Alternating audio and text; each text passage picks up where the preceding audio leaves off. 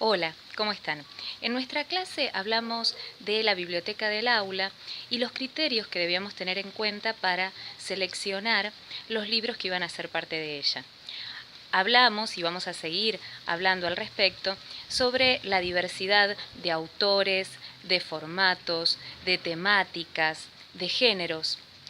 Pero hay un criterio que me gustaría abordar en particular, el criterio de el valor literario de cada uno de los libros. En esta oportunidad elegí el libro Lobos de Emily Gravett. Es un libro de editorial Macmillan publicado en San Isidro en 2011. Elegí este libro porque trabaja sobre la metatextualidad. ¿A qué nos referimos con metatextualidad? Este cuento es un cuento que reflexiona sobre las características y los límites de los cuentos y también de otros formatos textuales como vamos a ver. Además, se trata de un libro álbum, es decir, en él tanto las imágenes como el texto como las imágenes son los que nos cuentan la historia. En la portada vemos que el título Lobos se opone a la imagen de un conejo. Es decir, tal vez esperamos un lobo, pero nos encontramos con un conejo. Se trata de un conejo que viene caminando y se detiene ante la palabra, un conejo lector que mira atentamente esa palabra destacada en negrita. Acá se produce lo que llamamos una hipertextualidad, es decir, el libro remite a otros cuentos, a los cuentos tradicionales, donde aparece continuamente la figura del lobo. Una actividad que podemos realizar con los niños es proponerles que generen hipótesis o que establezcan vínculos entre este texto y otros textos que tratan justamente sobre lobos. Por otro lado tenemos la contratapa, un texto un paratexto que tradicionalmente invita a la lectura. En este caso podemos leerlas con los alumnos para que ellos hagan anticipaciones. Los datos editoriales y la reiteración de etapa adquieren un formato novedoso. Están parodiando otros formatos, en este caso la postal y el afiche promocional. Algo que podemos proponerles a los nenes es que traten de identificar a partir de sus conocimientos previos de qué formato se trata y que traten de pensar por qué los elige la autora. Este cuento nos propone la imagen del lector y la biblioteca. Aquí hay una relación de intertextualidad, es decir, hay una presencia simultánea del cuento y otros formatos. ¿A qué me refiero? Se trata de un texto narrativo sobre un lector que lee un texto explicativo. En este caso, una actividad que podemos proponer a los nenes es que identifiquen o que establezcan vínculos con otros textos informativos que ellos conozcan. Demos vuelta a la página. Cuando damos vuelta a la página nos encontramos con lo que generalmente denominamos puesta en abismo. ¿A qué me refiero? Nos encontramos con un libro que se mete dentro de otro libro.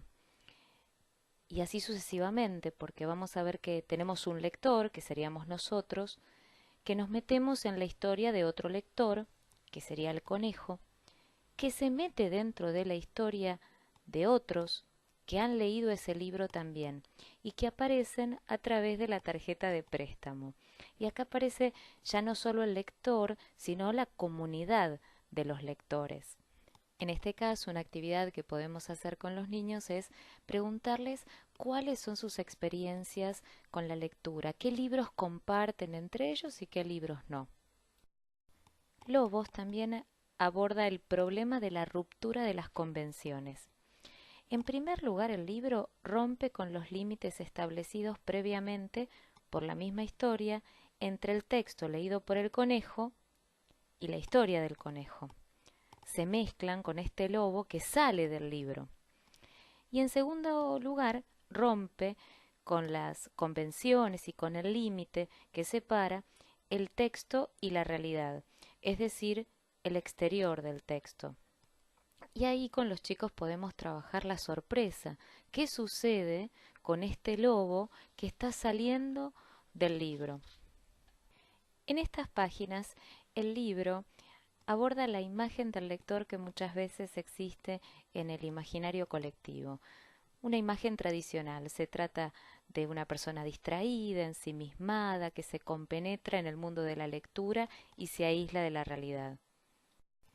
En este caso, como actividad, podemos indagar por las experiencias propias de los niños como lectores. Esta parte del libro es la que más me gusta. Acá aparece algo que en teoría literaria llamamos metonimia y sinécdoque, que son dos formas del lenguaje muy antiguas. La metonimia es la inversión y la sinécdoque es la parte por el todo. ¿A qué me refiero? En este caso se nos muestra un pedacito de un objeto, pero no se nos cuenta toda la historia, todo lo que sucedió alrededor de ese pedacito de objeto. La imagen de este libro, mordido, arañado, se nos presenta como un indicio de lo ocurrido, que no se nos cuenta en ningún momento. Acá se omite lo siniestro o lo violento y debemos inferirlo. En este caso podemos ayudar a los niños a interpretar ese indicio y comprender cuál es su función. Por otro lado, Lobos tematiza las convenciones sociales y marca algunos límites impuestos a la literatura para niños. ¿A qué me refiero? A través de la intertextualidad, es decir, a través de la presencia simultánea de otros lenguajes, en este caso el lenguaje cinematográfico, aparece una restricción o una mirada sobre cierto tipo de imágenes. Y dice el cuento, ningún conejo fue dañado, como muchas veces podemos ver en algunas películas. Y esto se trata de restricciones impuestas a la literatura desde el exterior de la literatura, ¿no? Lo que la autora representa a través de la frase, cito, para los lectores más sensibles. De alguna manera lo que trata de decirnos esta imagen es que hay personas o situaciones o grupos fuera de la literatura que le dicen a la literatura qué es lo que puede mostrar, qué es lo que no puede mostrar, qué es lo que puede decir, qué es lo que no puede decir, cómo deben terminar las historias. En este sentido, una actividad posible es ayudar a los niños a pensar por qué la autora hace estas aclaraciones, si son necesarias, etc. El final es otra de mis partes preferidas. ¿Por qué? Porque en el final la historia se burla de esas limitaciones impuestas a la literatura externamente, en especial de aquellas que exigen que los cuentos siempre tengan un final feliz. Una actividad interesante para hacer con los niños es ayudarlos a reflexionar sobre las diferencias entre esta imagen y las otras, cómo están construidas estas imágenes, en qué condiciones está el papel, etcétera, que las diferencian de la otra historia, la primera historia que nos propone el libro. Me gustaría terminar con una cita de Graciela Montes en La Gran Ocasión. Allí ella nos cuenta que muchas veces el lector no quiere esa inquietud del enigma, ese ponerse frente al texto y asustarse un poco. Quiere saber de antemano lo que le espera, se siente cómodo, está acostumbrado a cierta manera de narrar, cierto orden de acontecimientos, cierto punto de vista, cierta claridad. No está dispuesto a correr el riesgo. Es ahí cuando el maestro, el bibliotecario, el mediador interviene. Parte de su tarea, y una tarea mayor, será sacudir la pereza, volver a poner a los lectores frente al enigma. Y yo creo que justamente la literatura, con su lenguaje poderoso, es la mayor creadora de enigmas.